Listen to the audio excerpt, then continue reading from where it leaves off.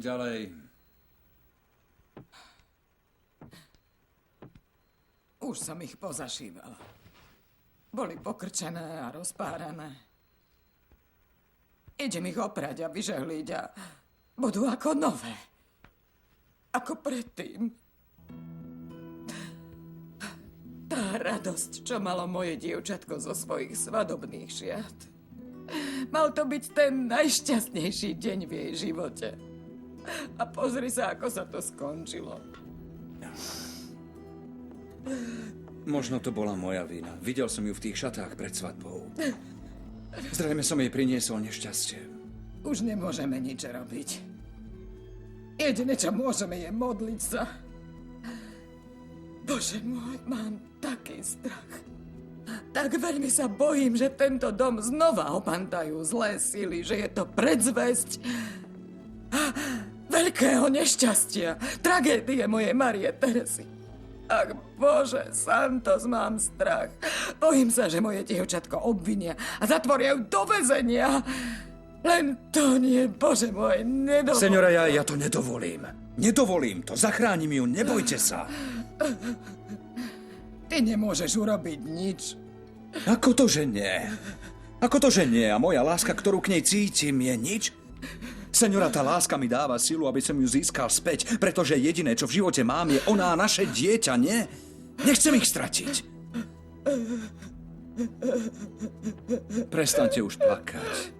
Nani, teraz musíme byť silní. Mária Teresa nás potrebuje. A ja sa postaram o to, aby sa dostala z cely. Dôverujte mi, hej? Prisám. Si dobrý chlapec. A viem, že moje dievčatko úprimne ľúbiš.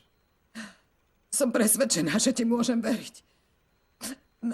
Prepáč mi, že tak hlúpo reagujem, ale som zúrivá. Cítim obrovskú zlosť, keď viem, že moje dievčatko je uväznené v base. Ako by bola nejaké zviera. Nepotrvá to večne. Počujte, vyspite sa, odpočíňte si, ste unavená. Okrem toho je neskoro, čo? Áno, máš pravdu. Poďme.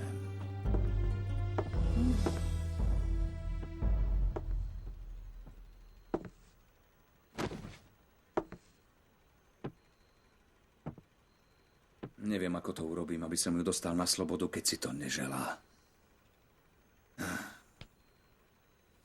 Toto sa neskončí dobre. Zrejme nie.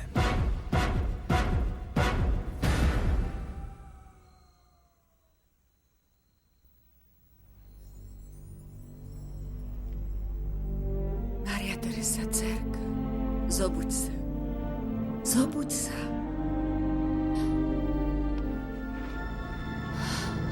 Dcera moja, teraz pochopíš, prečo som nikdy nebola pri tebe.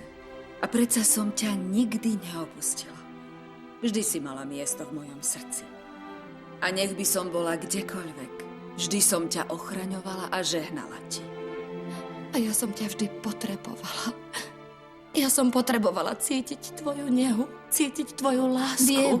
Viem to. Ale nebolo možné, aby sme žili spolu. Musela som prejsť svoju cestu a ty tú svoju. Mária Teresa, dcérka, čiara tvojho osudu je krivoľaká. Osudu, ktorý si sama nevybrala. Ale musíš otvoriť oči a prijať Boží úmysel, aby sa tvoj život naplnil tak, ako je mu to dané. Lenže ide o to, že všetko v mojom okolí sa začína rúcať. Ide o to, že ma obviňujú z hrozných vecí. Odlúčili ma od muža, ktorého milujem a držia ma tu medzi 4 stenami. Nestrácaj vieru, Mária Teresa. Ubezpečujem ťa, že budeš mať šťastie. Budeš mať lásku. Budeš mať všetko, čo si prijala, aj oveľa viac. A hoci sa ti tvoj údel zdá priťažký, hoci sa cítiš osamelá a opustená, buď si istá, staneš sa víťazkou. Len musíš byť odvážna a silná. Musíš sa držať lásky toho, kto ťa ľúbi. Vy dvaja dôjdete do cieľa. A nebude nepriateľ, ktorý by vás bol schopný poraziť. Čaká ťa najtvrdšia etapa, ktorá sa iba začína. Ale pamätaj, že vždy budem s tebou, dcéra moja. že ťa vždy bude sprevádzať moja sila, moja láska a moje požehnanie.